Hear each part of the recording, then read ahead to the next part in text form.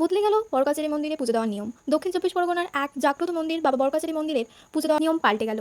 এখন নিয়ম কেমন হয়েছে সেটা জানতে বিস্তারিত ভিডিওটি ভালো করে দেখুন এবং আমি যেগুলো বলছি সেগুলো মন দিয়ে শুনুন। দিনটি ছিল শ্রাবণ মাসের শেষ সোমবার। শ্রাবণ মাসের শেষ সোমবারে আমরা সবাই গিয়েছিলাম বাবার মাথায় জল ঢালতে।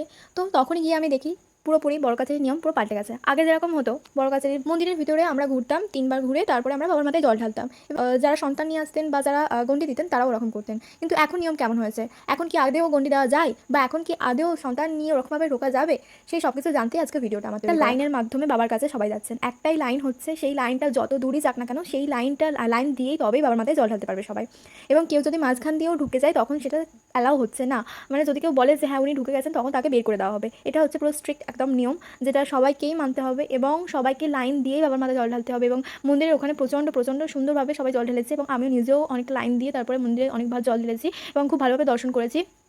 আর যদি তুমি একবার বেরিয়ে যাও ওই লাইন থেকে তাহলে তুমি পরে কিন্তু আর ঢুকতে পারবে না। তোমাকে ফের ওই লাইনটা দিয়ে ফের আবার ঢুকতে হবে। মানে তুমি যদি একবার ওখান থেকে বেরিয়ে যাও তাহলে আর তুমি ঢুকতে পারছো না। এটা হচ্ছে প্রথম কথা। বাবার মাথায় খুব ভালোভাবে জল ঢালা যাচ্ছে আর সব কিছুই খুব ভালোভাবে হচ্ছে। এন্ট্রি একদিক দিয়ে হচ্ছে, এক্সিট একদিক দিয়ে হচ্ছে। আর যেসব বয়স্ক ভক্তরা আছেন বা যেসব ভক্তরা অনেকটা লাইন দিয়ে ওরকমভাবে জল ঢালতে পারবে না তার জন্য অন্য ব্যবস্থা করা আছে। তারাও মন্দিরের অন্য এক সাইড থেকে মন্দিরটা পুরোটা খোলা রাখা হচ্ছে। সেখানে তুমি মন্দিরে ঢুকতে পারবে না কিন্তু মন্দিরকে স্পর্শ করতে পারবে, দর্শন করতে পারবে এবং প্রণাম করে সেখান থেকেই বেরিয়ে আসতে পারবেন। এরকমও ব্যবস্থা করা আছে।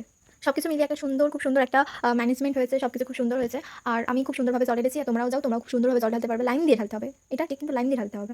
আর আমার যদি কোনো কথাতে বা কোনো ওয়ার্ডে যদি তোমাদের কোনো খারাপ লেগে থাকে অবশ্যই ক্ষমা করে দিও, কারণ আমি এরকমভাবে ভিডিও কোনোদিনও বানাই না। ঠাকুর রিলেটেড ভিডিও আমি খুব কম বানাই, কারণ আমি যদি কোনো ভুল করে থাকি সেখান থেকে আমাকে অনেক অ্যাটাক করা হবে। তো তাই জন্য আমি এই ভিডিওগুলো খুব কম বানাই, এরকম ভিডিও। তো আজকে আমি এই ভিডিওটা বানালাম। আমি জানি না কত কেউ কি বলবে আমাকে, বাট আমার খুব ভালো লেগেছে এই ম্যানেজমেন্টটা। আমার এই ভিডিওটা যদি আমাদের কোনো ইনফরমেটিভ ভিডিও লাগে তাহলে অবশ্যই একটা লাইক করে দেবেন আর সাবস্ক্রাইব করে দেবেন চ্যানেলটাকে।